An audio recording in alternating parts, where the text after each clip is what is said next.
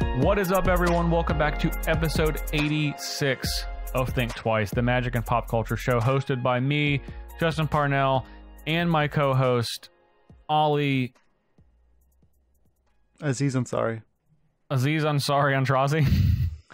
Yeah. No. Yeah. You were gonna go with that? Go with that. Is it because you're hilarious? Because sometimes. Or is it just because you're brown and Aziz is brown also? You can't say that. I know, but see, I knew you were gonna say that. But that's why I'm asking you if that's why. I didn't suggest it. I can't. You can't even ask it. That's not true. I can't suggest it, but I can ask the question. The question is fair if I'm asking you, as long as I'm not suggesting it. It's only fair because our president. Well. Anyways, moving on. How was your week, Justin? Well, I struggled to remember what I did in the last week, which is clearly a sign of age. So that's great. But one thing that I did over the weekend was play Magic Arena, and didn't have a lot of fun. The limited format, the ranked draft format that I have is Rivals of Ixalan and Ixalan Limited, and it is a stinkerooski. I hate it. It's like one of my least favorite limited formats in like the last 5 years. It's awful. Yeah, I've heard that a lot. I've heard that it's not good. It's crazy. By a lot of people. Yeah, it's crazy because it blows my mind that they did Rivals and Ixalan, and then immediately after that, Dominaria, which is the opposite. It's like one of the best drafting like limited formats in the last 5 years. But it is probably the best one in the last 5 years. Not counting like master sets, but like regular release. Right. So it just makes me sad. Because I know anytime I'm drafting that, I could just be drafting Dominaria. Like if it's Ravnica Legions, that's fine. That's the newest set. I get that. But anything that's not like just let me do Dominaria a bunch. That's really all I want to do. So so Ixalan Limited sucks. Play the Cascade event. Lavinia sucks also. Yeah, I played the Cascade event too. Do you have? But I bet you have Lavinias. I mean, I do. Did you play with Lavinia? Yeah, I mean you have to, right? Once you figure it out. I didn't. I figured out the first run, but I didn't play her until on Sunday, the very last deck. Yeah. But I know. I actually tried to avoid her because it's so unfun. I feel like, well, it goes against the spirit of the event. Yeah, big time. They should have just banned that card. I don't know why they didn't. Like they've done that before. I literally tweeted that out.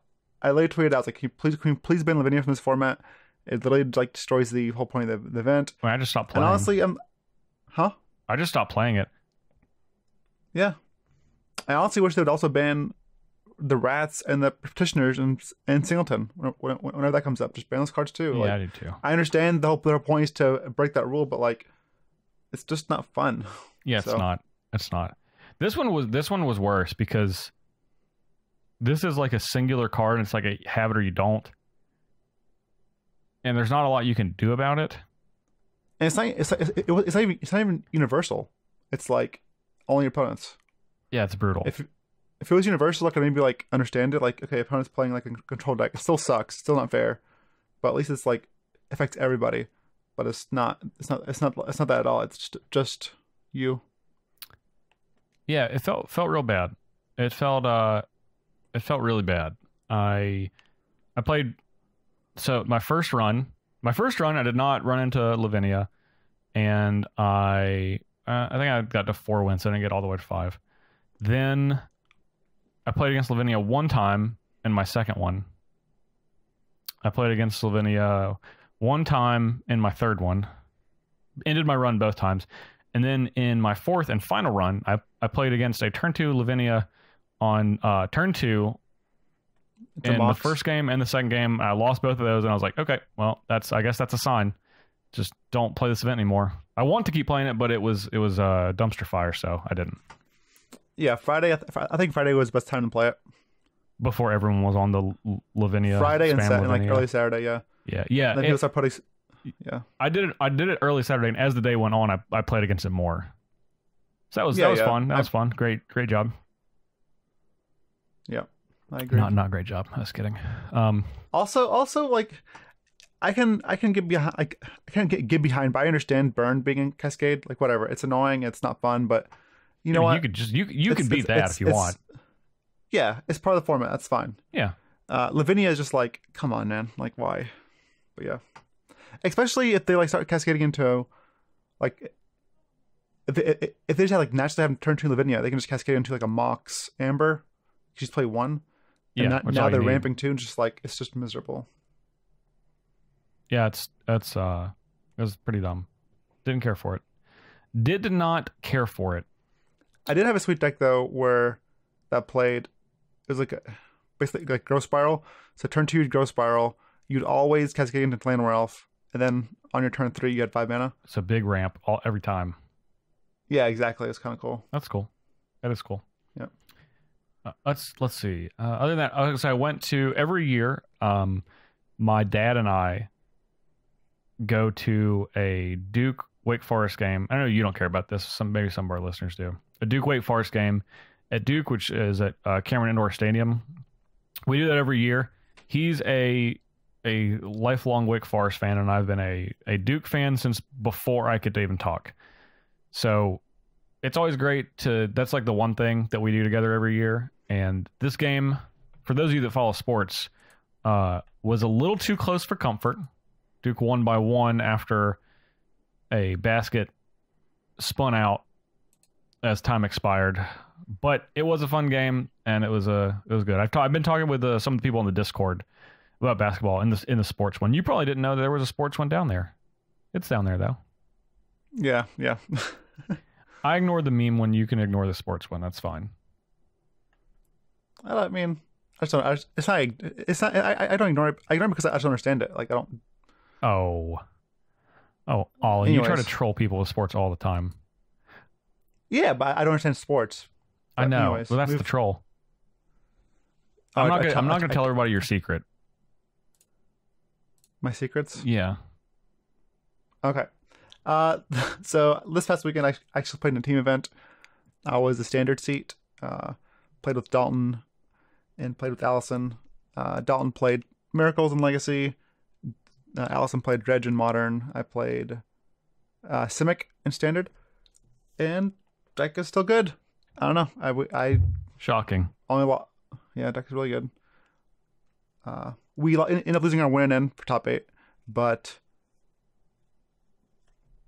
deck is still the best next deck in my opinion. And I would play it if I was playing a standard event somewhere. Like, I had a bad run with it on on Arena, on Twitch Rivals. Yeah. Where I just I felt like I don't know. Maybe the shuffler's better in Magic Arena than it is in real life, but I feel like that's up to you, man. You're the shuffler in real life. That's totally up to you. That's what I'm saying. Like, I don't want to blame Arena. Like, I don't say that the shuffler's broken. Maybe the shuffler's just better, but I feel like it was much better in in paper. To be fair, I did lower the curve a bit. I did play Sabotages instead of Frilled Mystic, which I do think is actually kind of a mistake. Like, the match I lost was to Esper, where before I would never ever lose to it because I had 4 Frilled Mystics and it was impossible to lose to Esper with 4 Mystics. Yeah. But now you can't negate it. Yeah, and it's a clock and it's everything. Has flat, it's everything. But without it, it was a lot harder. That was my only loss though, and it was close. But actually, no. Actually, I didn't lose that. No, sorry, I didn't lose that. I lost something else. I lost to. What was it? Gruul, because I boarded the wrong game 3. But anyways, deck's still ridiculously powerful. Well, yeah, I'm sure it will be good until further notice. I said I'm sure it will be good until further notice. Oh yeah, until something changes in the format. Yep, I wait further instructions. Or wait for the instructions. That was last week. But speaking of next week, we want to remind everyone, next week's topic is going to be Captain Marvel in our pop culture section. I'm really excited about this movie. Comes out probably the time you're listening to this, so you should definitely go see it. We're going to be talking about it next week, so you got a week to join the conversation. You should go see it for sure. Ollie, we also had a question of the week last week. We did. If you were getting a guild to build a house for you on Ravnica, what guild would it be? 33% of people said Simic. Ollie, that was your choice. 47% of people said Boros. That was my choice. 20% of people said other, and most of those people said Azorius. Citing it would be up to code. Yep. Which I agree with. But you and I pointed out last week, yeah, it's going to be up to code, but it's also going to be the same as everyone else's house. Also, it's a townhouse. Yeah, exactly. Also, all right, I want you to go around to your home and look at the stuff that you like about your house, right? Do you like in your master bedroom, you like to have a double vanity? Too bad. Single vanity. Every house has a single vanity. Same way. Yep. Do you like to have a little extra pressure on your shower head? Nope. Regular pressure. That's what you're getting out of Azorius house. I'm just letting you guys know. That voted for Azorius. You don't get any of that stuff. Okay, you're not going to get it. They're going to magically make sure that you can't change it to your likings. Also definitely HOA. You're paying for that for the everything. Yeah, big time. And it's not that it's not, and I don't want you to, this HOA is not going to superfluous stuff. It's all going to stuff, but you're still having to pay plenty of it. It's not like Orzhov. Yeah, exactly. It's not Orzhov HOA, which is you're paying for the random benefit of living there. Of Yeah. But Boros it was. I think I don't know. I have a feeling that recently people on these question of the weeks are more voting along party lines, if you know what I'm saying. Yeah. Look, it's okay if you like me. If you're Team Parnell and Ollie's got a better answer, vote for Ollie. That's what I want. Well, honestly, I think most of the answers are just people that, not most, but I think a good majority of people don't necessarily listen. Yeah, for sure. They just vote, so that's fine. Yeah, still. That's fine. That's still fine. It's all good. All right. We want to give a shout out to our newest Patreon supporter, Jeff M. Jeff. Thank you very much. You've been a part of the Thinktwice family for a little bit, but we appreciate you on your level of support. Is very much appreciated. Upgrade. Hopefully you enjoy all the benefits that come with that. We also want to thank everyone that's listening on one of our platforms. You guys know them all: SoundCloud, iTunes, YouTube, Stitcher, Google Play Music, Spotify. Leave us a review or a like or a share or a comment on any of that good stuff. It all spreads the good word of Thinktwice. Okay. It does. The gospel. Ollie, are you right prepared to jump into this segment? Because it's a big honking one. I'm ready. Okay. Let's do it. So last Thursday, Wizards made a huge announcement regarding the future of Modern. However, this is not something that surprised Ollie and I. As Modern Horizons was announced, we've talked about Modern Horizons before, but we just didn't realize it. We're going to tell you exactly what we thought about the announcement and what we thought about our past guests coming up in just a moment.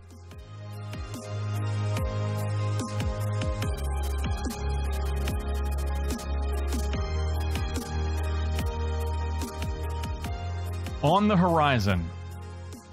Of the Modern Horizon. The Modern Horizon. Modern Horizons announced last week by Wizards on a stream that they announced that they were doing an announcement about. They announced that day. Got that? Yes. That's what they do. I like it. Yeah, I hate it personally, but they did announce it. I don't. I initially didn't like it, but I think it's actually. I think announcing announcement isn't as bad as. Isn't that bad actually? I guess people time to prep, especially gives us time to prep. That's true. That's true because we knew we were going to talk about Modern. We didn't know exactly what, but we knew we were going to talk about Modern this week. Yeah, exactly. I think it's a nice joke. Yeah, I think it's a nice joke to make, but I think in reality it's actually pretty good. All right, you win. You sold me. You sold me on the it allows us to prep, and I do like that. Yep. Not just us, anybody, I think. But yeah. Yeah, mainly us though. Yeah, okay. Like, in fact, if they just were to tell us, that would also be fine. Like, I would accept that. Okay. You don't have to announce that publicly, but just be like, hey, guys, you might want to talk about Modern on the first segment of Thinktwice next week. Like, all right, cool. Thanks, Wizards of the Coast in general. So, Modern Horizons. We got 2 preview cards for it. We did. We got a creature. Cabal Therapy on legs. Oh, baby. Which is a 1/1. The art is sweet, but it's 1/1. So at the beginning of your combat, you can sacrifice a creature. And if you do, you get to Cabal Therapy your opponent. It can also worthy to note it can sacrifice itself. It's a horror, and the art is phenomenal. Yes. All right, before we get into the other card, let's tell people what Modern Horizons is. Modern Horizons is a set that's releasing on June 14th. This is going to be a directly to Modern set. It is skipping Standard. So they're going to be printing cards directly into Modern. And the set is 254 cards. And every single one of the cards is going to be a brand new card that's going to be legal in Modern. Or it's going to be a reprint of a card that is not currently legal in Modern.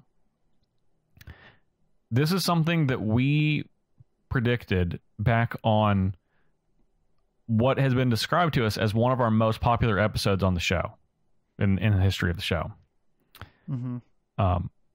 That's episode 57. Obviously, all of you know why that was the most popular episode. Because of Kangala? No, because we reviewed the Meg on that episode, Ollie. Oh, did we? I didn't know that. Okay. We reviewed the Meg, so that obviously now in hindsight should be the most popular episode because not only did we review the Meg, the movie that you rated as your favorite movie of the last 10 years, but we also correctly guessed that this was going to happen, that there was going to be a set that was going to go straight into Modern, and it did. Boom, we did it. Just go to show. Listen to Thinktwice. We're really good at guessing stuff. I think our track record at this point is exquisite. Yeah, Justin guessed Arclight Phoenix. They're like $2. It's like buy them up. It was $3 to be fair, but yeah. Sorry, $3. Apologize.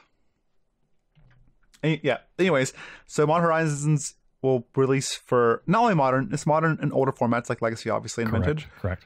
It'll have reprints and it'll have new cards, brand new cards, like the one we're talking about, which is Cabal Therapist, the Cabal Therapy on legs. Yep.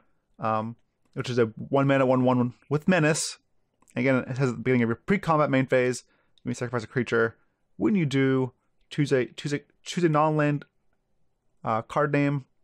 Then target player reveals their hand. You just discard all copies of that card. Now, this is a great card. You can't do it on the first turn, which makes me a little sad. But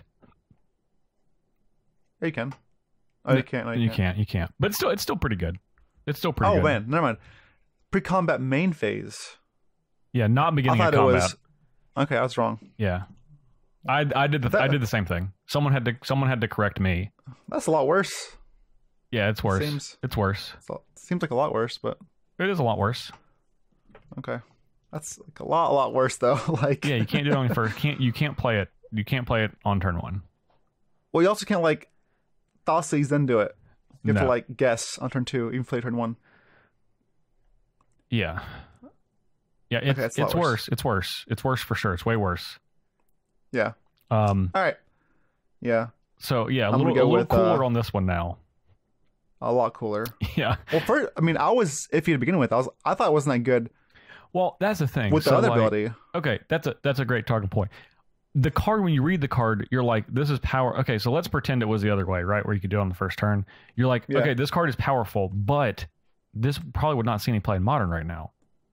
No, yeah, exactly.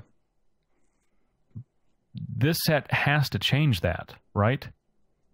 Like, if they release this set and it does not completely change Modern, I consider this a failure on design standpoint. Yeah. Okay. So I've seen a lot of people like talk about what they want to see in this set, and they talk about like Frantic Search, Force of Will, Reanimate. Yeah, you've named a lot of cards that aren't going to be in this set. That's good. True Nemesis. And I'm like, even more cards that aren't going to be in this set. Yeah. Are you all insane? Like, no. I don't want these cards. No. We shouldn't have these cards. No. We need. Someone said Wasteland to control Tron. I'm like, no. Get out. Moronic. Yes, stop. Thank you. I'm so glad you don't work for Wizards. Or that is completely moronic.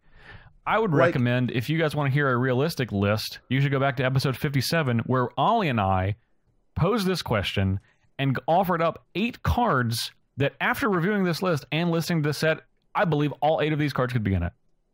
Absolutely. And I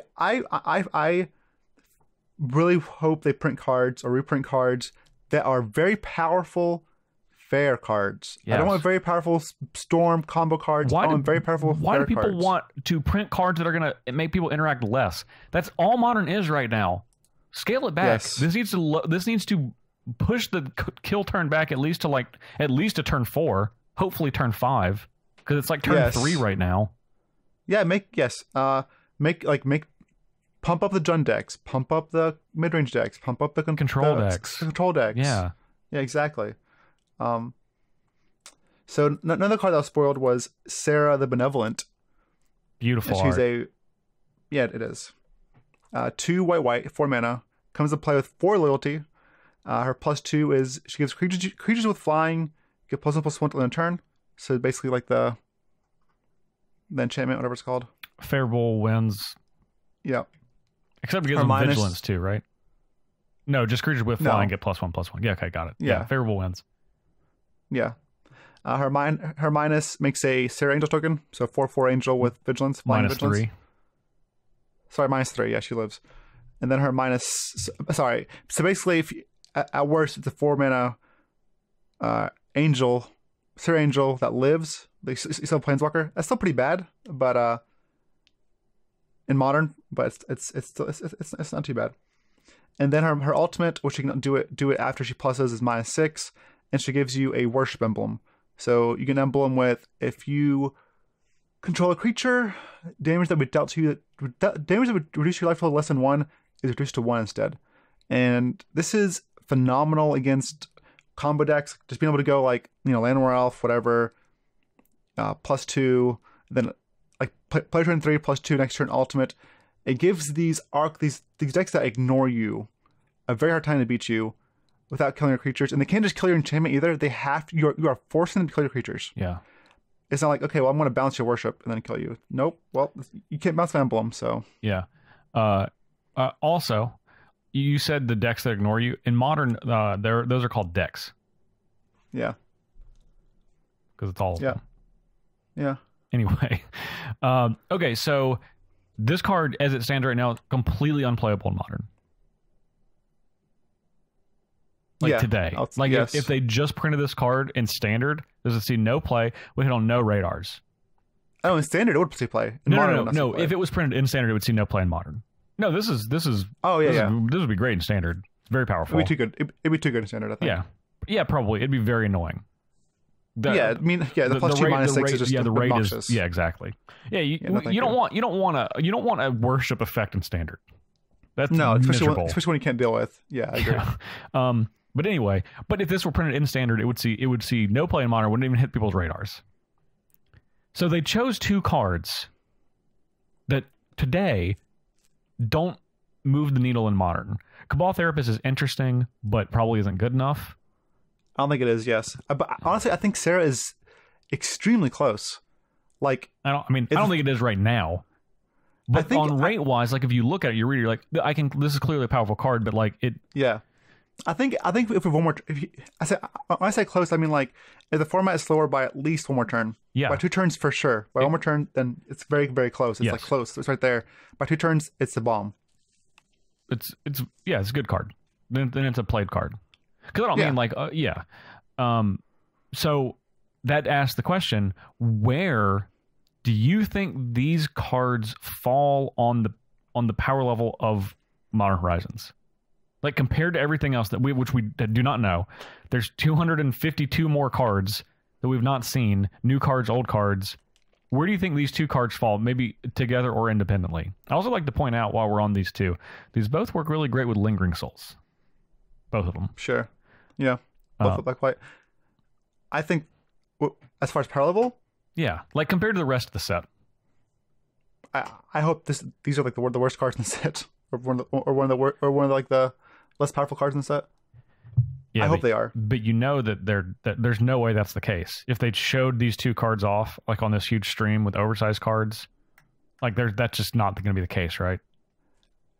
Yes, but there's a big but though, because if they print these other cards, the reprints, maybe these are the best cards they've created, the new ones. Maybe. Yes, but if they print these other fair cards, like Baleful Strix, Counterspell, Containment Priest, even Stoneforge Mystic, or the Grixis Legend. Well, they're not reprinting Stoneforge Mystic. Whatever, they might. You never know. Yeah. Leovold, the Grixis Legend. What's it called? I got here's the list that you and I talked about in episode 57. Just a real quick rundown. Yeah. Counterspell, Diabolic Edict, Veteran Explorer, Baleful Strix, Factor Fiction, Toxic Deluge, Containment Priest, and Kest Dissident Mage. I still stand by every single card that we named in that episode almost a year ago is perfect for this set. I agree. Yeah. Leovold's good too. Leovold would be higher on the power level, but is still fine.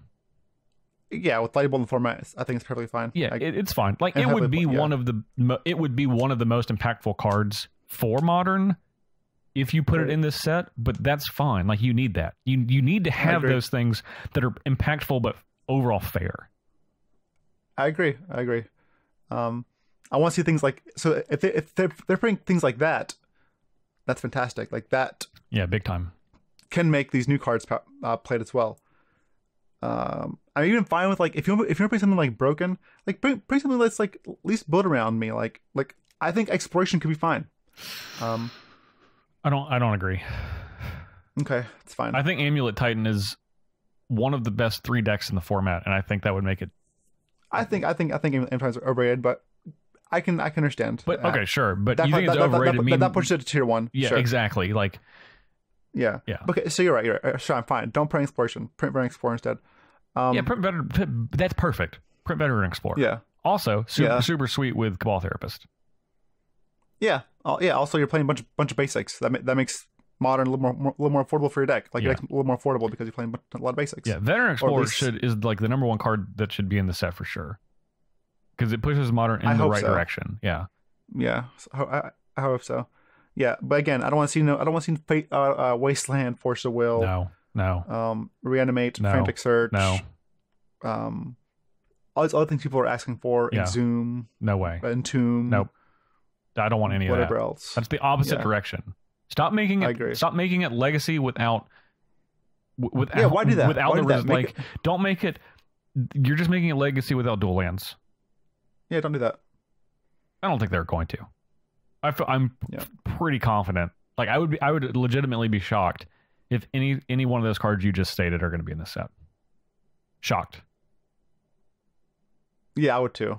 I don't know who wants to make Modern more degenerate. Like, so I don't know either. Degenerate as in like just completely or even more linear than it already is. Like I've seen people losing turn 1 or 2 because they can't with losing turn 1 or turn 2 with Recipes in their hand because Recipe's too slow and the opponent has already like way too slow up a lot, or and then not like a little too slow, like you're dead when you cast it.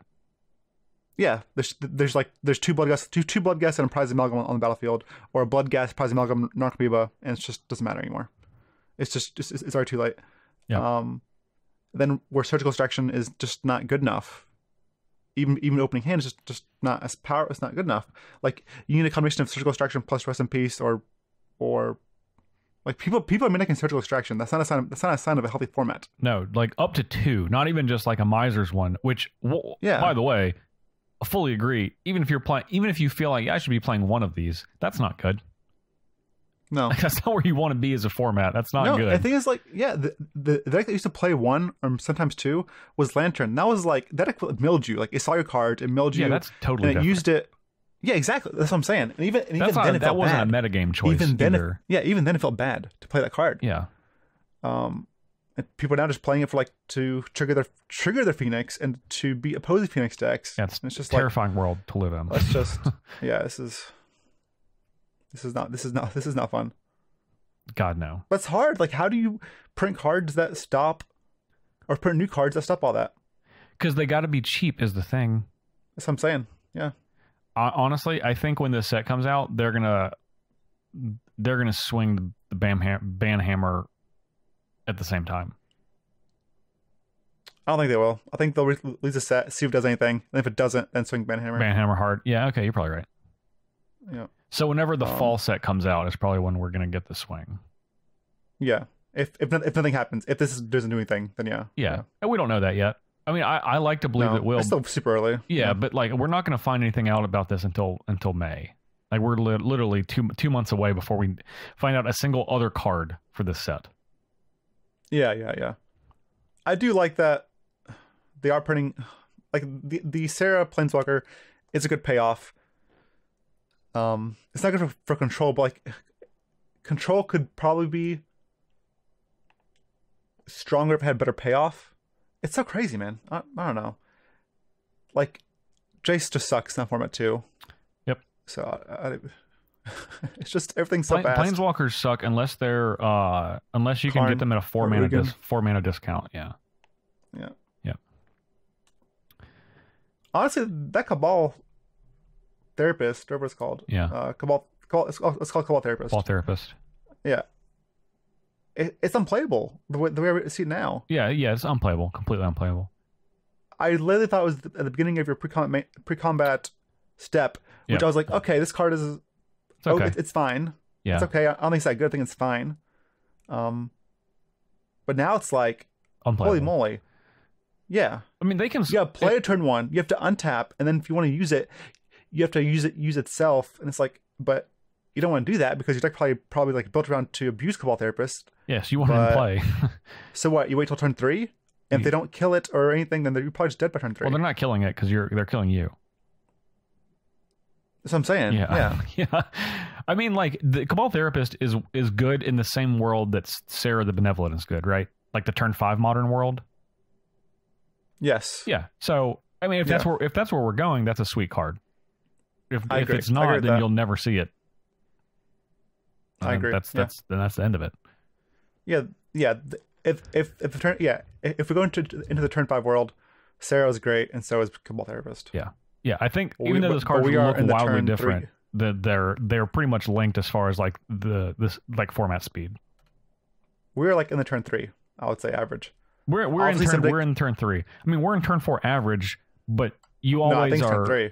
I don't think turn 3. I don't think turn 3 is the average. I think turn 4 is like turn 4 average, meaning like you're dead by this turn. You dead? Yeah. Sure. Okay. Yeah. Turn 3 turn 3. The game's decided. I mean, either way, frequently it is turn 3, but turn 4 is the average. Sure. I agree with you. I'll just say that. We're trying to say the same thing. I'm just arguing over the word. Yeah, I know we're arguing like semantics at this point. Like, honestly, we want the same thing. Yes. We want slow it down. Format to slow down. 2 turns. A lot. Turn 5, that's fine. Plenty. That's still quicker than Legacy in most cases. I mean, turn 5 is. I still don't want turn 5. I still don't want turn 5, but like, I don't either. But I'll accept that. We've been beaten down to the point where it's like, yeah, turn 5. We're okay just playing a game of Magic that only lasts 5 turns. On average, yeah. Yeah, that's fine. Thing is, if the degenerate decks are killing you on turn 5, like the combo decks, the average kill speed is turn 5. That's fine. That's fine. Totally fine. Yeah, you have plenty of time to interact. The games will go longer than that, but they're not doing that. Like, again, you'll see Dredge. I want to remind people that in the Baltimore Open, I died. I was about to die, or I conceded. I was dealt lethal damage by my opponent on turn 3 in 3 of the 5 rounds. Lethal damage. Yeah. I've been dealt 20 or 18, and I had a shock. Sorry, that's too fast. Yeah, it's too fast. No, it is. I agree with you. I agree with you. And you're playing burn. Like, you're playing a deck that's like also super linear, and you're dying before you could do anything. That's absurd. Yeah. Yeah. Stop printing free spells like Creeping Chill. Just stop it. Stop printing free spells like Arclight Phoenix. Give us more free spells like Mindbreak Trap and the traps. The hate cards. Traps. Yeah. Yeah. I think there's gonna be a lot of hate cards in this set. I think there's gonna be a significant amount. Dude, I want hate cards that cost 0. I think you're gonna see them. If you want to play 3 creatures in your 3 or more creatures in the battlefield in your opponent's control, exile your Plague Wind, then exile the whole graveyard in whatever's in play. Totally agree. I think that's a perfectly printable card. Yeah, I think so too. Just exile the whole battlefield in the graveyard. Creatures, yeah. If 3 more creatures into the battlefield this turn. Like non-token creatures. Non-token, yes. There you go. That's better. You can't be like non-token creatures. You can't be like, all right, Spectral Procession. Die. Yeah, you're right. So, yes, 3 or more non-token creatures. If entered from the if they enter the battlefield this turn, Just exile all creatures in play. Exile those creatures and its controller's graveyard. Yep, great. Doom done. Even just exile all creatures in play. That's still fine. Isn't that I can worse? live with that. Isn't that worse? Worse than what? Then exile those creatures. It is worse. Yeah, but I'm saying I'll take that too. Sure. I got you. I'm just saying at this point, like, give me something, man, please. Yeah, you're grasping at straws. I'll take anything. I'll take anything that answers this moronic stuff. Yeah. No, I like agree. Terminus is your best answer, but you can't reliably set that up on turn 3. You need like there's no brainstorm, there's no ponder, there's no prudent. And you're not getting those. Yeah. Those aren't coming back. Exactly. Those are gone forever. Yeah. Those move in the opposite direction that we want. Yeah, unless you literally miracle it, like it's a miracle. But yeah. Yeah. No. We gotta let the kids cast the spectral possessions, okay? That's got to be a thing. No, that card's fair. That card, I'm totally with the Cabal Therapist Lingering Souls deck. Yeah, that's what I want. That's what I want to do. I want to do Cabal Therapist Lingering Souls Sarah. That's the modern I want to play. That's powerful. Those are all powerful, really powerful cards. I don't even want to do that, but I want that deck to be a tier 1 deck. Yeah, exactly. No, I totally feel you. I want to play it. You want to be like, all right, well, yeah, Cabal Therapist got me. He stripped my hand on turn 4 and 5. Yep. Yeah, and things sounds like great. I like playing the degenerate decks, like Omniscience. You see me standard playing Omniscience, playing. I don't think that's 5-color Lich. Yeah, but like I like these combo decks and degenerate decks. I like them, but I don't like them when they're killing you on turn 3, 4, whatever, 5, whatever. Yeah, you sneezed and you're at 9. Yeah, like when it takes like three more pieces to combo off. That's okay. Hey, you remember that time about 2 years ago in Modern that people were complaining about Death Shadow? Let's go back to that time. where people were complaining about Death Shadow. People complain about Birthing Pod too. I understand that's part of a card, but like that's so much slower. Oh, there's so many cards. There's so many cards that are banned that are just unplayable. Birthing Pod's not unplayable, but it's not playable. It's not good. Yeah, it's not good. It's not unplayable. Green Sun is also like, is that even playable right now? I guess it is. I think it is playable in Titan Shift, I guess, or in Amulet because another deck that's also killing you on turn 3. Yeah, but and that's what. And honestly, do you remember when we were testing for the first Pro Tour? That's what it was used for. Green Sun Stance with getting Primeval Titan. Yeah, that was the format where people were burning shoaling you with impact and killing you too. That was turn 2 format. Yeah. All right. Okay, Ollie. Honestly, last thing I want to say. Go ahead. I feel like after Twin was banned, everything went to hell. I agree. All right. I mean, I totally agree. Splinter, it kept people in check. Like you had to respect. Hey, you can die turn 4. But you know what? It doesn't happen all the time. Turn 3. It couldn't be turn 3. Yeah, that's the great thing about Twin. That's a great thing about Twin. Just bring back Twin, man. Make Dredge, make Phoenix, make those decks respect you. Make them play interaction with you. No, they're completely disrespectful. All right. The most disrespectful. Anyway, we'll come back to Modern in May when we get more information for sure. Because like Ollie and I, for what it's worth, this is probably Ollie and I's. I'll speak for you for a second. Correct me if I'm wrong. This is probably both of our least favorite formats right now, but we don't want that to be the case. Yeah, I love the cards that are legal in Modern. It's just I can't play them. Yeah. Mystical Teachings is great. Planeswalkers are great. Yeah. Cruel Ultimatum is great. Yeah. I can't play any of these sweet cards. Yeah, so many sweet cards, but they're all unplayable. So. Yeah, Bloodbraid Elf is great. Yeah. Yeah, let me play those cards. All right, cool. All right, we're gonna jump out for a quick second, and when we return, we're done with Magic Story for a little while, but Ollie and I have plenty of guesses of what is going on in War of the Spark story. We'll be back in just a minute to talk about those.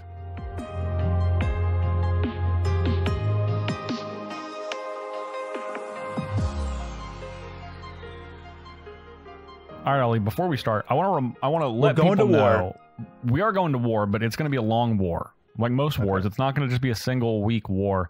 This is going to be part 1 of 2 weeks, at least 2 weeks, of our War of the Spark preview / guesses / we're going to try to sleuth out this story and figure out what's going on. So, are you ready to get started?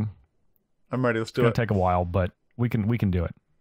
Us and the Thinktwice family. Okay, so there's 4 things that have been released by Wizards that we know, and I want to kind of go down in order, absorb what we can from those, and then try to take that to figure. That's actually been 5. And but gain 3 life in the process. 5th one. 4 things, gain 3 life. What is this? Absorb. I got it. Oh, I did say absorb. Okay. All right. Yeah. All right. All right. Thing number 1. This was the first thing. The War of the Spark trailer. I'm going to click it real quick, and I'll kind of talk about it as I watch. So, the War of the Spark trailer. It's a minute long. It opens up over teaser. The teaser, excuse me. Over a cathedral. You spin around the cathedral. As you're spinning, you see beautiful stained glass. And as you realize, looking at these stained glass, these are planeswalkers. Every single one of them. 6 sides on each. As it spins around, it finally zooms in on 3 of the planeswalkers. Yes. Jace, Gideon, Liliana. I would argue the only 3 that are 100% identifiable very easily. I think some other ones are if you kind of stop and pause. Anyway, it zooms in and you go into the cathedral. You go through Gideon's chest into the cathedral. Yes, that's where he was poked by Bolas, by the way. Yeah, as you can see on Gideon's defeat in Hour of Devastation. You go into the cathedral, There's all of these candles that are lit up, and they slowly go out, and the smoke that goes around the last candle that's lit is in the form of the Bolas horns. So it looks like the one candle, which looks like the Gem of Becoming, around the Bolas horns, and then it fades to black. All right, thing number 2. There's a poster, what I imagine is a poster, image that was posted on the the official Magic the Gathering Tumblr. Now this looks like, to me, and feel free to correct me if I'm wrong, but it looks like Nicol Bolas in the middle. Around him is an army of Eternals. Below Bolas, he's wrapping up some feminine-looking figure that's standing on a platform. Behind this feminine-looking figure is a open circle, which is pretty clearly the planar bridge. And then above Bolas is what is an orange orb-shaped thing that a lot of people believe is the Immortal Sun. I'm not fully sold on that being the Immortal Sun, and I'm not fully sold on the feminine figure that Bolas is wrapping his tail around being Liliana. But both of those do kind of make sense. But we'll come back to that. Okay. Yeah, we'll come back to that. Number 3 is the back of the token art that was released in a product recently. So that token art is simply of Liliana and Gideon. And it just says War the Spark, the ultimate battle starts soon. This is Liliana and Gideon art we haven't seen before, but they are kind of back to back. Does look like it's one image of them together. So that's notable because obviously right now we know that Liliana is kind of working for Bolas against her will. Yeah, also it's weird because the spell she looks like she's casting is almost like white. And her tattoo she had, the demons that were etched on her, it's not black. Not present, yeah. Well, she still has like tattoos type deal, but they're white as well. Yeah. Yeah, so good that's catch. Interesting. Very good catch for that. And then thing number 4, we talked a little bit about this last week. This is the story synopsis from the novel that's coming out in the end of April called Ravnica: War of the Spark. I'm just going to read it. Teo Verada wants nothing more than to be a shield mage, wielding arcane energies to protect his people from the world's vicious diamond storms. When he's buried alive in the aftermath of his first real tempest, the young mage's life is about to end before it can truly begin, until it doesn't. In a flash, a power he didn't know he had whisked him away from his home to a world of stone, glass, and wonder, Ravnica. Teo is a planeswalker, one of many to be called to the world-spanning city, all lured by Nicol Bolas, the Elder Dragon. Bolas lays siege to the city of Ravnica, hungry for the ultimate prize, godhood itself. His unparalleled magic and unstoppable army appear poised to bring the city to utter ruin. Among those who stand in the way of Bolas' terrifying machinations are the Gatewatch, planeswalkers sworn to defeat evil, no matter where it's found. But As they continue to work to unite the other mages and mount a defense of the city and its people, the terrifying truth of Bolus's plan becomes clear. The Elder Dragon has prepared a trap to ensnare the most powerful mages across the multiverse, and it's too late to escape. As forces great and small converge on the city and the battle rages, the stakes could not be higher. If the Gatewatch falters and the Planeswalkers fall, the curtain will fall on the Age of Heroes and the rise of the infinite reign of Nicol Bolas. All right. I'm hoping we fall into the reign of Bolas and we get another Phyrexia type deal. That's what I want too. It's not happening though. It's for sure not happening. Yeah, okay, so let's get that out of the way. There's no way Bolas wins, right? Yeah, no way. Not with that description. That description was like, this is the bad guy that's going to destroy the world. If he wins, he'll destroy the world, and if he doesn't, he won't. Okay, well, I guess the world's not going to destroy it because, it's Ravnica. We're not going to destroy Ravnica. We're not going to destroy Ravnica, the most beloved plane that everyone loves. Yeah, no. And we're also not destroying, literally, we're not killing every hero. It's just not going to happen. Yeah, we might damage it a little bit. Sure. I'm sure we'll not go back to Ravnica for 5-6 years after this, I'd imagine. Yeah. But, yeah, nah. It's definitely not going to win. All right, what can we make of the rest of the stuff? So... Oh, sorry. Okay, so the poster... What? The cover of the book shows Chandra, Gideon, Kaya, and what I imagine based on the description is Teo Verada, because it's a random, looks like wizard. Shield mage. Yeah, shield mage. Exactly. There you go. Yeah. Okay. And Bolas in a dragon thing in the overarching in the background. Okay. All right. Now you can continue. Yeah. So let's start with the poster, which has the Bolas. People think of the Immortal Sun on top. He's ensnaring some feminine figure with his tail. The Eternals are in the background. He's opening up, and the bridge is being opened from Amonkhet to wherever he's at, obviously. Mm-hmm. I do not think the orange thing on top is the Mortal Sun. It looks too much like a Phyrexian mask to me. It looks a lot like the Nemesis mask. It's a little wider, like the face is wider because the Nemesis mask is kind of long and narrow, but it has the eyes. It has the eyes where like the bleeding eyes type deal. And also if you look at on the art for Priest of the Old Gods. Priest of Forgotten Gods. Forgotten Gods. Yeah. You also notice that she's working on a Phyrexian altar. If you zoom in on her as well, you can see like she's slightly. There's a little black coming out of her eyes, but you need like a full picture of that to see that. And so it makes me think it's like something to do with Phyrexia. I think it's Tezzeret more than anything. I think it's Tezzeret and the bridge. Something there. The feminine figure, I do not believe it's Liliana. I don't think it's Liliana either. It looks like she has like almost like orangish hair. Not dark, not black hair. I don't think it's Liliana. I think it's probably one of the planeswalkers from the stained glass or somebody else that we basically don't know yet. But not Liliana. I don't think it's Liliana either. Like obviously, like a lot of people have guessed that, and it does not look like any art of Liliana that I've ever seen. I agree with that.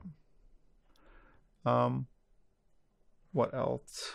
I do think that Liliana makes the most sense because Liliana's kind of under Bolas's control, and I guessed that, like long before that she was going to be the one to lead the Eternals armory. It seems like that's going to be the case. So with the Eternals on the side, that makes sense, but it just does not look like Liliana, just like at all. No, I agree with you.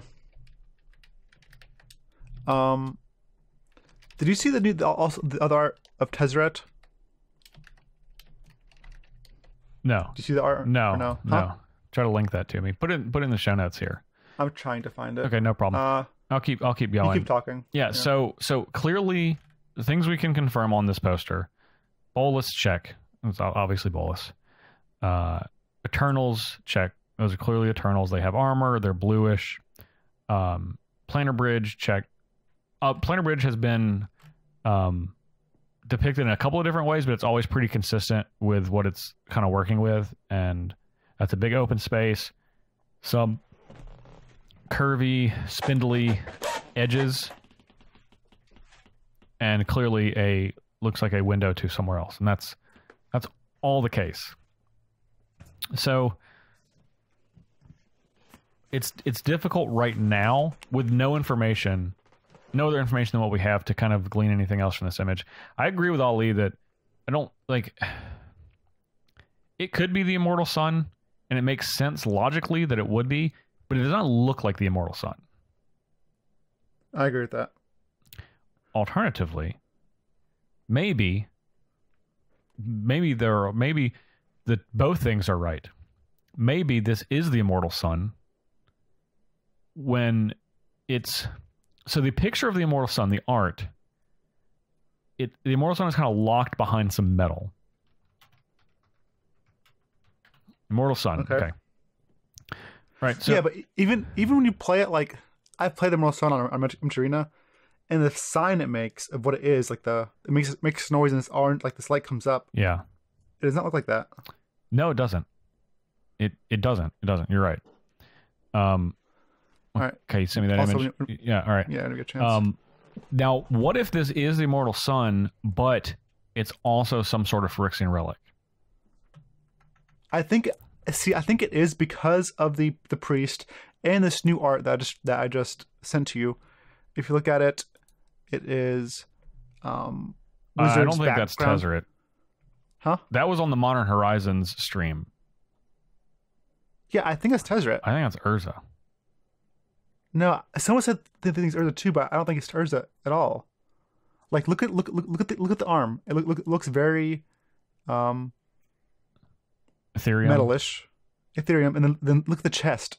If you look at Tezzeret now, his chest is orange. Like, if you look at the new art from Tezzeret, I believe Tezzeret Angel of Bolus, okay, what's it called? The new Tezzeret Master of Metal. No, Tezzeret Angel of Bolus, the alternate art one. Alternate art. It's like the promo. It's called. There's not one. Hold on a second. It must be a different card that you're talking about. Nope, it's Angel of Bolus. See if that works. Yep. Does that work for you? Let's see. Oh, Artifice Master. No, well, it's called, no. It says Tezzeret Angel. Oh my God, I'm supposed to say this image. The one I just clicked on, you search Tezzeret War of the Spark, and the first thing that comes up is Tezzeret Artifice Master. Hold on. Cruel Machinist? Nope. Agent of Bolus. Here, take it. I'm saying it now. Yeah. Do you see it now? The Mythic Edition. Okay, sure. Yes. Okay. If you look at his arm, or whatever it is, the sphere above him, and you look at the center, it's red. And I'm pretty sure the sphere above him in this art is the planar bridge. Planar bridge? Yeah. Sure. But if you also notice that, like, he always has this red lightning type deal around him in all the art. Yeah. And it's the same thing in the background there, like this red thing. It would make sense that the Phyrexian want this because Tezzeret is literally the planar bridge that can go to other worlds. And Elsinore knows about other worlds, and she wants to spread Phyrexia to other worlds. Yeah. And we know Tezzeret actually went to spy on the Phyrexians. Well, yep. Sure. On New Phyrexia. Yeah. And that looks like Tezzeret instead of... Karn makes zero sense. I don't think it's Karn. Not Karn. Urza makes no sense. You know what? You're right. I agree with you. Thank you. I don't want to say anything. I saw it. I don't want to tweet anything out. I'll say for the podcast. I'll say the podcast. Yeah, you're right. I think it's Tezzeret now. Yeah, and he's up to some Phyrexian shenanigans. Absolutely, 100%. He's like, I don't know what's going on. I think that Tezzeret has been working for the Phyrexians the whole time. Monka S. Monka S. Monka freaking S. That's awesome for this case, though. I mean, we don't know. All we know. Oh my God! Can you imagine? Oh my! Like Bolus is like opens the portal. He's like, all right, open the bridge, bring all the Immortal Eternals in, and then the Immortal Sun gets changed to Phyrexian mask, and she tells her to summoning the Phyrexians, Yeah. not the actual what Bolus wanted. What if Bolus has to join the Gatewatch and fight against the Phyrexians? that'd be pretty epic, but that's kind of crazy. So, anyways, I think that art is huge. By the way, the background, it just links the Phyrexian thing to everything else, which is a bit weary. No, you're right. I think you're right. I'm on board. It's also the character in the background of that image has white hair, clearly. Yes. And Tezzeret has white hair. Yeah, I read somewhere that people thought it was Urza, and I was like, I don't want to say anything. I'm just gonna wait. I'm gonna say it for the podcast. I was like, that's not Urza. Why would it be Urza? No, you're right. You're just right, man. You're just right. You sold me on it. Thank you. I just believe you. I just believe you now. Thanks. All right. Yeah, it's totally Tezzeret. With some and that's definitely some Phyrexian some something. BS. Like that's like old Dominaria Phyrexian. It is some Phyrexian BS for sure. Yeah, for sure. All right. And going back to the book is whatever. Like, okay, the book does much of anything. Yeah. Now, the synopsis that's because it's not telling you the story. Like, we're not. Yeah, maybe we get an oath of Teo, Verada, and oath of. Yeah, sure, whatever. Kaya. Black White Planeswalker, Kaya, whatever. Exactly. Yeah, I don't care. But now go back to the War of the Spark one. I think is interesting because of Liliana. Big time. I mentioned earlier that she still has her tattoos. They're not demonic though. They're not like black. They are white. And the spell in her hand is literally white. She's casting clearly white. It is like a healing spell. And if you know the lore, Liliana was a healer before she became a necromancer. She actually became a necromancer almost by accident. She was literally trying to heal her brother. Yes. Who she ended up killing and then raising from the dead. Yes. Exactly. So that's interesting to me. Yeah. I don't know what it means, but she's definitely casting some white magic. Yeah. I don't know. I don't know if she's like black white in the. What if her and Gideon are black white? Like together, like Leon and Gideon in one Planeswalker art. Who knows? Maybe. I mean, Gideon has the black blade, and like I understand that Gideon is like the paragon of virtue, but that's still gonna, it's a lot like the Ring in Lord of the Rings. Like it's still gonna eat him up a little bit. It's not like a Horcrux in Harry Potter. Yeah, he's holding in the token, right? Yeah, you can see it in the art. Yeah, and you can tell it's taking its toll on him. Like he's like skinny. He looks like he's not looking good. He's not looking healthy. No, he's not. Big time.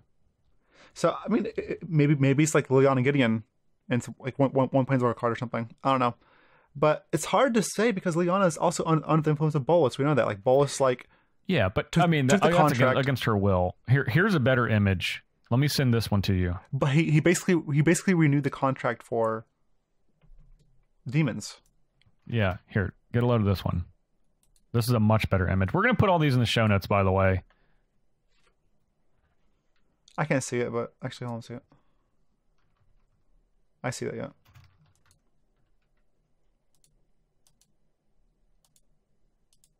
Yeah. Yeah, that one's better. That one you can clearly see both of them, and they're casting white magic. Magic, but you can see the black death magic around the black blade. The black blade, yeah, like very clearly. And she looks like she looks so calm. Usually, Leon's like upset or angry. Like you see, like the black tendrils that's on the black blade, like flowing through her or from her. Yeah, and just that's not the case at all. She still looks young because of whatever pact she made, but like. Everything else is white, and it's curious. It's curious. And curiouser. Well, yeah, I'm just gonna pull up art to make sure. Maybe I'm wrong. I'm gonna double check because I see like maybe I'm wrong because on Other Liliana, the tattoos are a little like purplish.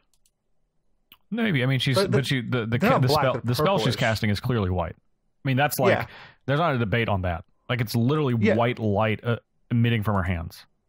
And anytime she casts a necromancy spell, it's always been depicted as purple. 100% of the time. Yes.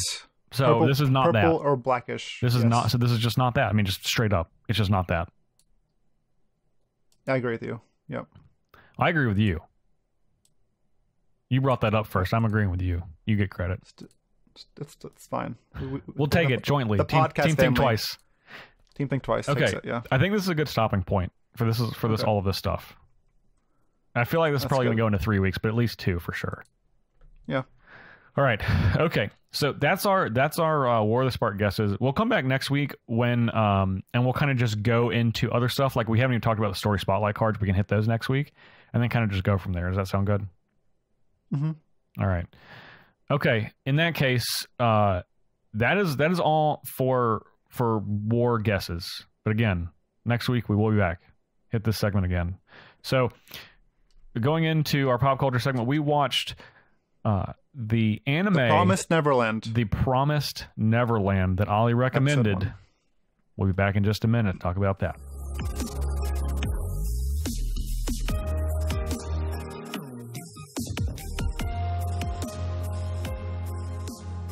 All right, so The Promised Neverland, episode 1. Episode 1. Only 20 minutes. Only 20 minutes. It's only 20 minutes. Very brisk 20 minutes. We're gonna do a quick non-spoilers, and then we're gonna go into spoilers in case you haven't watched this yet. But if you want to watch it, you can watch it on Crunchyroll or wherever place you watch anime. I'm sure Funimation, other places have it, but that's where Justin watched it, I believe. I watched it on Crunchyroll. Yeah. If you're at a computer, the segment right now is going to be the same length as that, so you could probably just pause this and go watch it and then come back real quick. But for everybody else, it's short. Yeah, we'll do no spoilers and spoilers. And yeah, the no spoilers, we're basically gonna, I think, rate the movie, or the episode, or basically the beginning of the show. Yeah, what it promises or whatever. For me, overall, it's very hard to talk now, about. Let me ask you a question, Ollie. Yeah. We watched episode 1. How many episodes is this? I'm not sure. I think season 1 is. Okay. All right. Let me revise my question. How many episodes have you watched? 8. Okay. All right. So you are in on this show, like deep in this season. We're only talking about episode 1, so this is going to be pretty hard for you. Yeah, but I know. I already watched episode 1. Yeah, but I feel like I want people to know that. Like, I'm not saying don't rate it. I'm saying so everyone knows Ollie's rating is slightly more biased because he has continued to watch. I don't like saying more biased. I watched a lot of anime on my free time. No, I don't mean. But like, okay, I'll put it this way: it's clearly not bad because you kept watching. That's what I'm saying, right? Yeah. Okay. Yeah. And I obviously recommend it to Justin because Justin doesn't watch anime. I doubt he likes reading subtitles either. I don't think Justin doesn't actually watch anime at all. I don't watch anime. I don't actually. I actually don't mind reading subtitles, but I'm not an anime fan generally. Sure. So I told him to watch this. For me, I'm gonna give my rating and I'll stop. For me, it's a 5. This is the way the first episode, how they did everything. I don't want to go into. I don't want to go into more than that, but it was really good for me. Okay, so I will, as I was saying, I don't watch anime, and I want everyone to take like everything I'm going to say for the rest of the segment with a grain of salt, because I think from what I watched, the story, the art style, I think this is very good. However, I am generally not a fan of anime. So anything that I rated, I'm not rating it a 5, clearly. But I want everyone to know that is because like this is far out of my wheelhouse, and it's going to take a lot for this to me to come around on that. That being said, first, this is no spoiler still. but this isn't really a spoiler. For the first 15 minutes, I was poised to give this about a 0. Okay. However, it's not a 15-minute show. It's a 20-minute show. And the last 5 minutes... I just want to ask, did you just watch one episode too? I just watched one because I specifically just watched one. However, okay. I will watch more. But I wanted to only watch one because we were only talking about one, and I wanted to give the isolated take. I want everyone to know right now, I am smirking because Justin said he'll watch more. Yeah. It's difficult because this is a single episode. This is either a 3 or 4. I'm not exactly sure. Yeah. It's not a 5, and it's certainly not a 2. I'm going to say, and this is again someone I don't enjoy anime. So I'm going to say that this is probably a 3, but I feel like it has the potential to increase from that with watching the rest of the season. Ah, it's so bad. 3's so bad. But okay. But I mean, though, I'm just saying, man, like literally, I know, that's good for some. I don't enjoy anime. I don't like watching it. Yeah. There were a lot of, and honestly, a lot of the anime tropes that I do not like watch it, which is smart. They did that in the first 15 minutes on purpose. Just easy. No, yeah. I know, okay. but I'm saying like they throw. Yeah. But I'm. This is not spoilers. I'm just saying they're throwing a lot of tropes out there on purpose to disorient you slightly. Yeah, but it's for a reason. All right, you want to go to spoilers? Yeah. All right. Spoiler warning. Spoiler warning. All right, we're there. All right. Whew. Yeah. I'll say my the first 15 minutes. Someone recommended it to me. In the first 15 minutes, I was like, whatever. I'll finish this out, then I'm gonna stop. Yeah, I'll finish this because it's not taking much of my time. Yeah, it's almost over. Like, honestly, I started zoning out. Like towards the like I was like in the middle. Yeah, after like 10 minutes, you're like, where? What am I watching? Where is this going?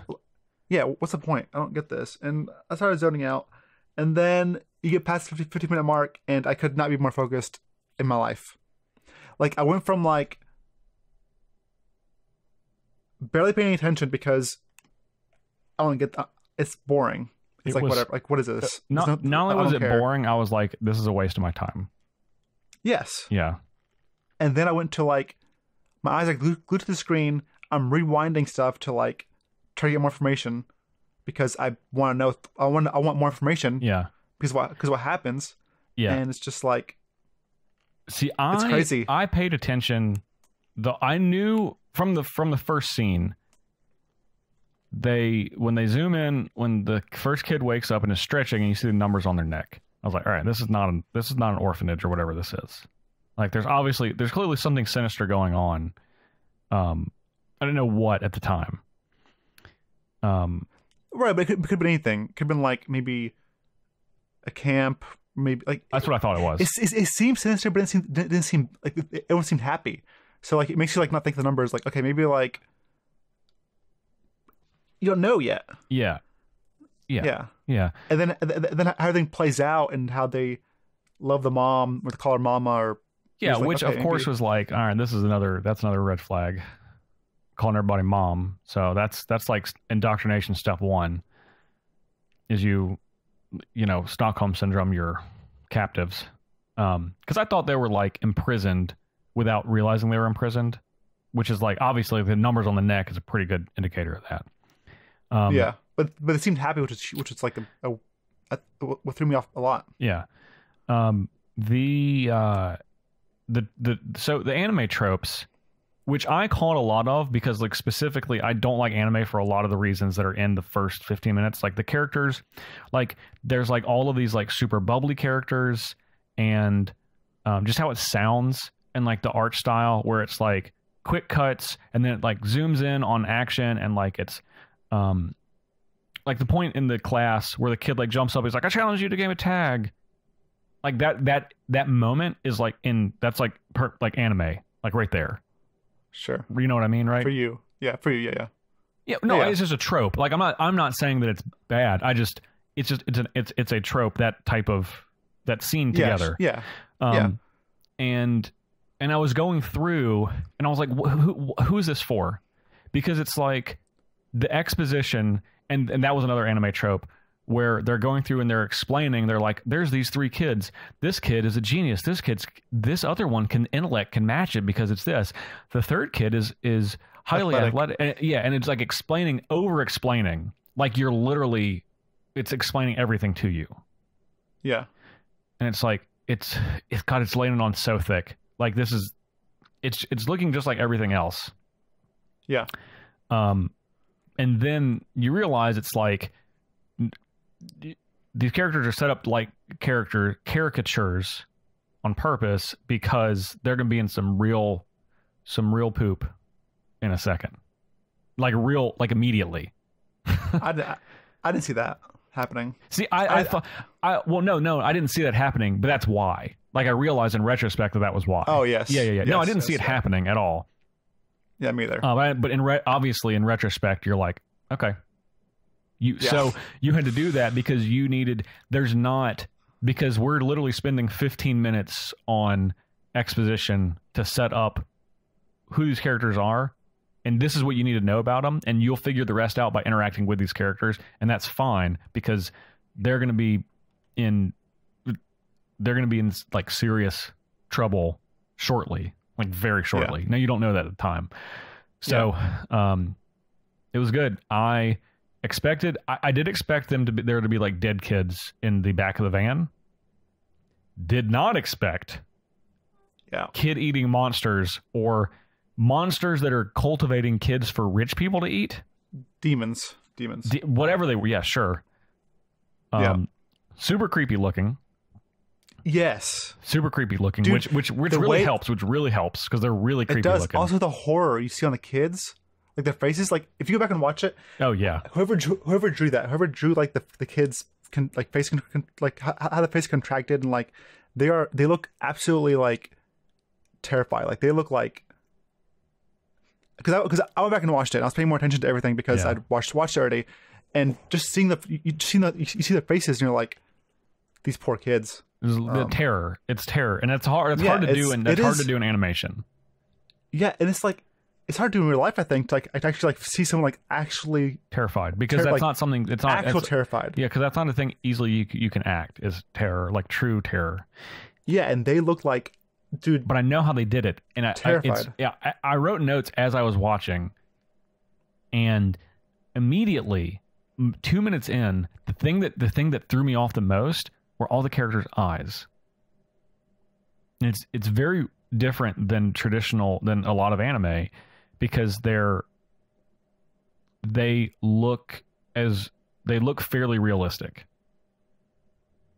for animation. Right. They're a lot of their shapes are different. Like they're not just the traditional anime eyes that are like black. They're kind of thin with like white on one side. Although one of the characters is Ray. Yeah. The character Ray, his eyes are like that. Like traditional drawn eyes. But all the rest of them are different shapes. They're all very bright colors. And all of the characters throughout the entire episode, a lot of their reactions and their feelings are expressed through their eyes specifically. And obviously I realize when I get to that part, that's obviously going to be something that's important for the animation style of this show. Because that's one of the ways that you show emotion, and that's obviously really important for that scene. So they clearly spent time on the eyes, so that was cool. That I did catch. One thing I do like too is like their kid, like their genius kid, they're geniuses, right? They're these three, they're smart, but at the end of the day, still kids. Yeah, and you see that though, like, and you see that. I guess. Anyways. So one other note. So the rest of the kids, those kids are all super dead, because at the end they're like It's just like a game of tag. All right, that's a little lame. But I want to remind everyone, all those other kids are dead because literally like 10 or 15 of those kids hid in one area together. Yeah. Tag. What? This is a terrible plan. Yes. That's not going to work for them. That's not going to work for them running from these demons. Didn't work for them running from another 12-year-old kid. So yeah, it's that they're clearly going to die. Like a lot of these kids are going to die. And that was the moment, as soon as they said that, I was like, yeah, it is like a game of tag. This dude, this 12-year-old kid, came up on a group of 15 of y'all, and he snuck up on you because you were all the group together. What are you doing? Yeah. What are you doing? They don't know what they're playing for. They don't know they're playing tag. They're like Still, 4 or 5. Like terrible at tag. Yeah, they are. They're terrible at tag. I was better at tag at every age. All of it. Come on, man. Everybody is. It's I not agree good. with you. That's not a good omen. And I've only watched the first episode, so I don't know, but I feel like that's going to be bad. Yeah, I know it's going to be. I know it's going to be bad. I know it. Sure. And at the end, you see the matron figure holding the bunny, and you see her face. It's just like she knows. And then it plays like the music that's like terrifying too. It just it was really good. It was really good. Like I said, it could be upgraded, but I need to see more because like it's drawn my interest, but it's a show, so like I don't know that it's not going to fall flat. Now I know that you don't believe it is because you're like deep in this and you're like watching every episode. I mean, I don't necessarily believe that. I want to see how it plays out because I love the plot. I love the plot more than anything else. Yeah, it's really good so far. Episode 1 was good. Like, by the way, we've been talking. We haven't explained. Yeah. So basically, what's happening is these demons we are harvesting children from these farms, and farms set up as orphanages. Yes. They're fronting as orphanages. Yes, and we can tell with the demons' interactions in the beginning that some of these kids are like the demons have structure. They're just like monsters that like are crazy. Like they're sophisticated. They're not savages or anything. And we notice that these demons cannot eat these children. Like they take the character and put it in basically like in a tube that's in some sort of preservative liquid. Yep. Because these children are like special and therefore richer demons or richer something else. Yeah, something else. And they can't eat them just freely. So we don't know what's going on. Nothing's explained of why there's orphanage, why there's demons in the background, or they're harvesting children. We don't know why the mother is doing what, like the quote mother is doing what she's doing.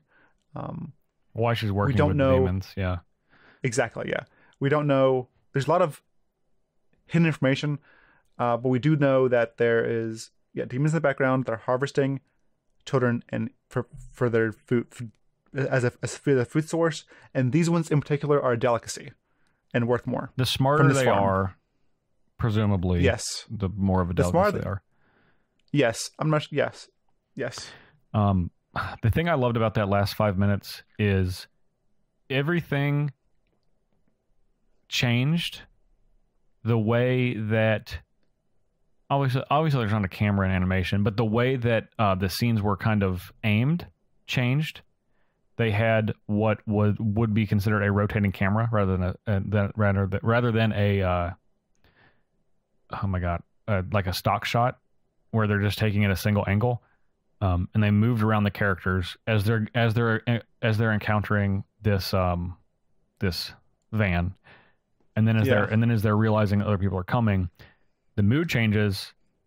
No music. You're immediately it's literally like a Band-Aid rip-off moment because you're immediately thrown in. The language changes because you hear the demons start talking, and it's like adults talking with that don't know that kids are there or don't care. And before it was like this, oh, school, yay, we're gonna speak like we're children, and then that Band-Aid is ripped off immediately. Oh, I thought it was just adults because you hear the voices. Yes, sounds like adults. It's like. Yeah, well, it's like, it's meant to. It's like, did you hear that? heard something outside. Yeah, and they're like cursing and it's talking like- about kids and like Yeah. that band it was great. It was great because you're thrown in like a minute, like over the course of that minute. Yeah. Your And whole then- reality changes. Right then you're like, oh no, these adults are gonna like do something to the kids. Yeah, they're And all gonna of a they're sudden- gonna find them. All of a sudden you see they're not even human. Yep.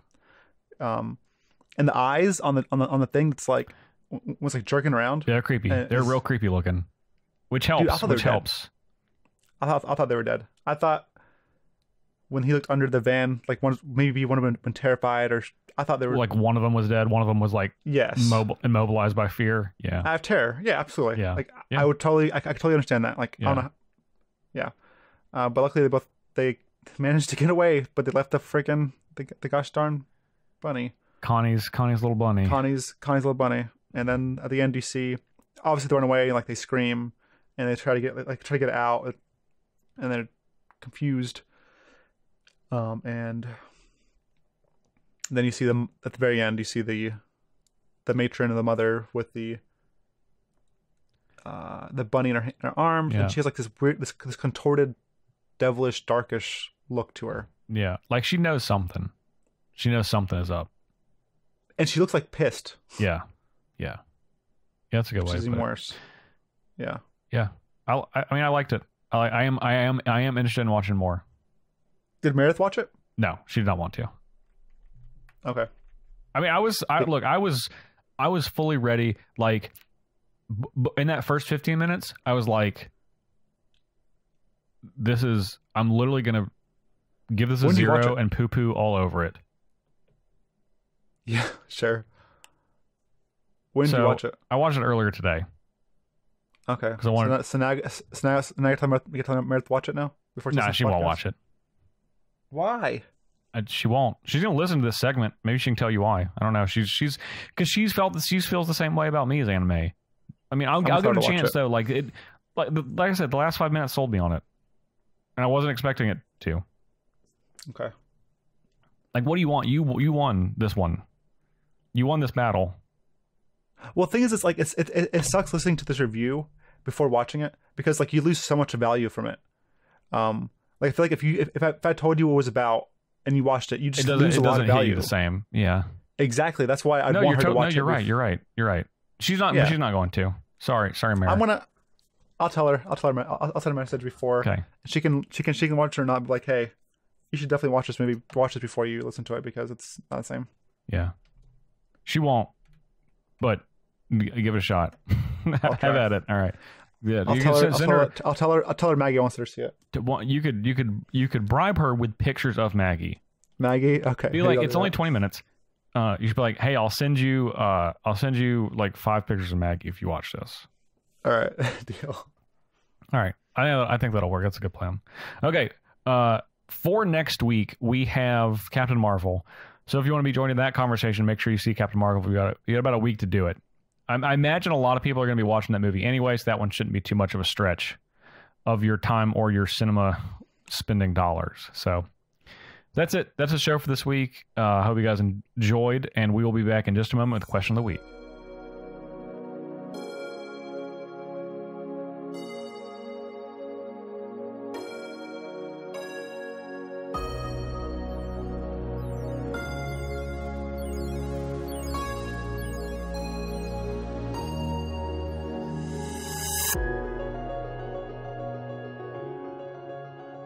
Oh, you know what it's time for? Question of the week. Question of the week. That was a little weak. Speaking of which. It was weak. Yeah, it was. okay. It was. I didn't give him my all. So we've moved on from the Ravnica related story. Now we're to the Planeswalker, the Gatewatch, the Bolus army related story. There's Back to the main stage. Back to the main stage. There's no way when this is done, there's no way that everybody lives, right? I think one at least one has to die. Like at least one. Yeah. I don't know who, but that's the question today. Minimal. Minimal at least one. Yeah. All right.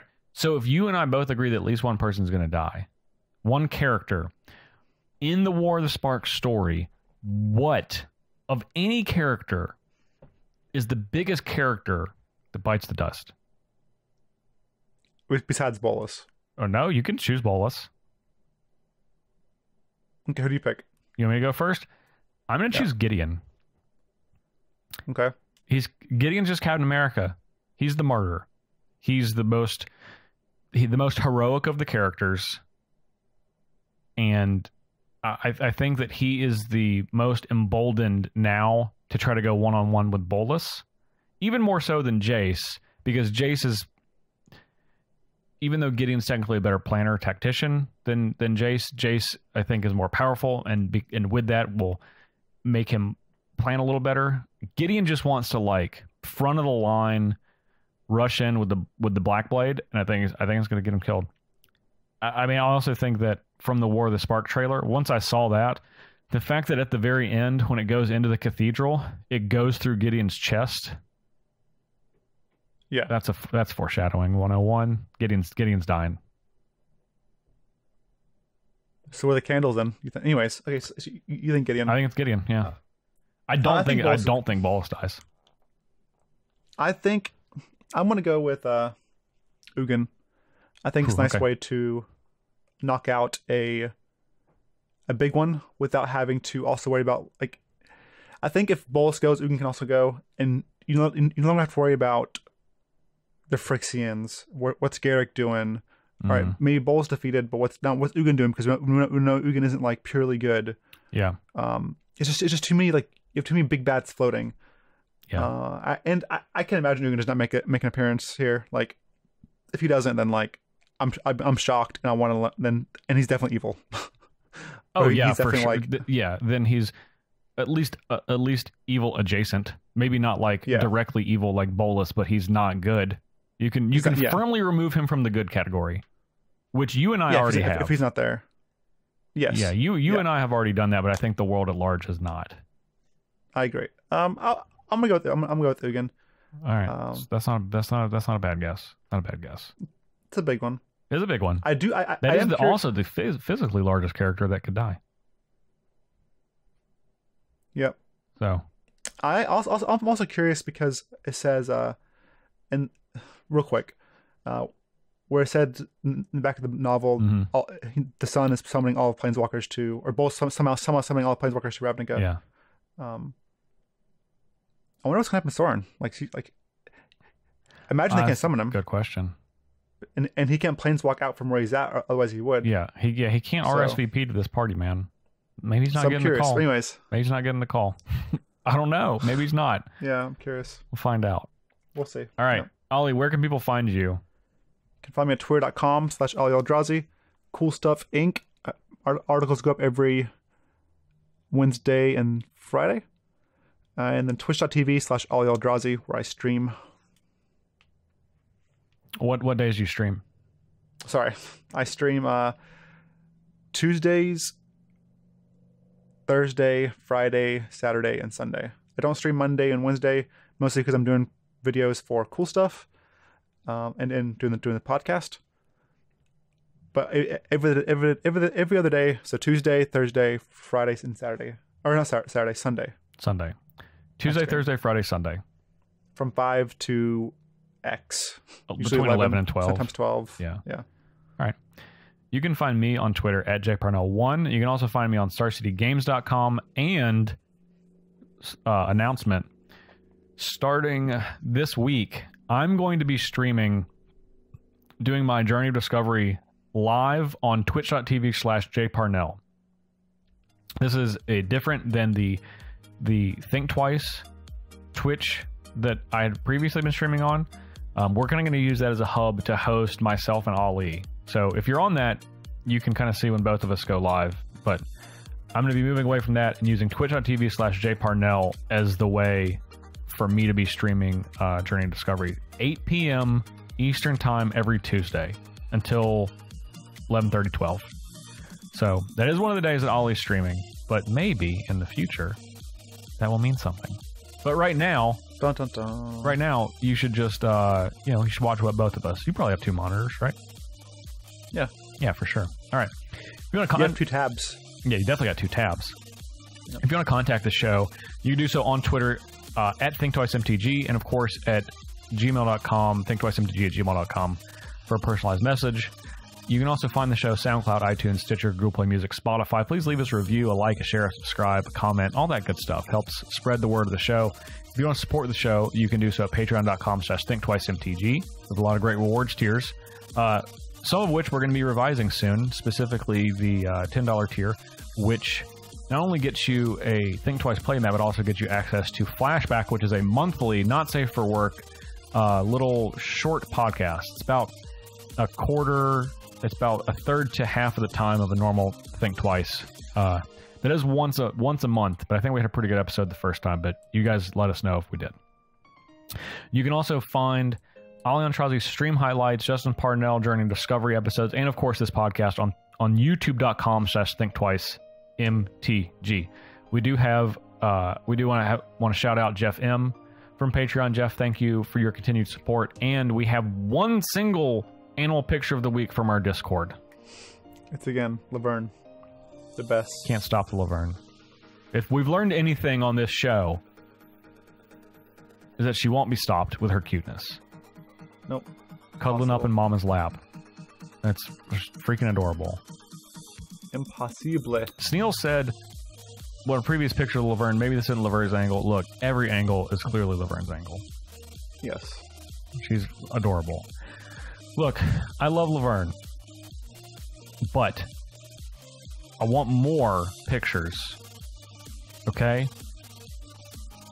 From all of you. Same. If you can hear my voice right now, take a picture of an animal. It doesn't have to be yours. It's great if it is. Take a picture, give it a name, post it in there. We'll talk about it. There we go. We really just made this Discord to see animal pictures. You guys are kind of letting us down a little bit. Yeah, fill us back up. You know what? Ollie's going to post some pictures of Maggie to get you guys going. There we go. He's got them. He just has to post them. He takes them all the time. I do. Yeah. Okay. We're done. We're done here. We're going to give a shout out to our director and producer, John Shea. He is the man behind the curtain that does all the stuff. He posted that stuff in the show notes that we wanted. Did a great job. Congratulations. We want to give a shout out to our Adrian Bowles producers, Daniel Hunt and Matt Lindell. We cannot do the show without you guys. And we want to remind everyone, next week, Captain Marvel, watch that. Come join the conversation. All right. We're done. See you all. Yep. See you all next week, Justin. See Love you, you, buddy. See you folks next week. Love you too, Ali. Love you all. Love you all, Think Twicers.